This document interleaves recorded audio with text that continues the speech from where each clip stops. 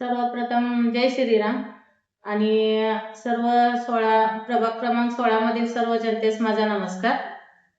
सध्या प्रचार जोरात सुरू आहे. फीडबॅक पण चांगला येतोय आम्हाला. त्याच्यानंतर जनतेसाठी खूप काही योजना आम्ही राबवण्याचा प्रयत्न केलेला आहे. त्याच्यामध्ये सर्वप्रथम केंद्र सरकार, राज्य सरकार यांच्या विविध कल्याणकारी योजना सर्व जनतेपर्यंत पोहोचवण्याचा आम्ही प्रयत्न करणार आहे. ज्यामध्ये प्रमुखपणे महिलांसाठी कल्याणकारी योजना आहेत. त्या योजना अशा आहेत: पापड, ब्युटी पार्लर, शिलाई मशीन, क्लासेस यासारख्या योजना राबवण्याचा प्रयत्न करणार आहे. की गरोदर महिलांसाठी योग्य त्या सुखसोयी पुरवणे, आरोग्य सेवा पुरवणे याचा विचार केला आहे.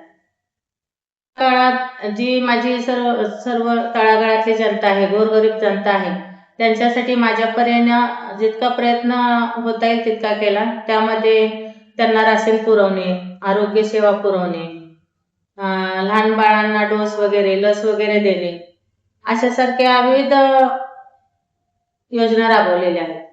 नवतरुणांसाठी कुठली योजना तुम्ही आता राबवणार किंवा बेरोजगार नवतरुण याच्यात? बेरोजगार नवतरुणांसाठी ही योजना राबवली आहे की राज्य सरकार.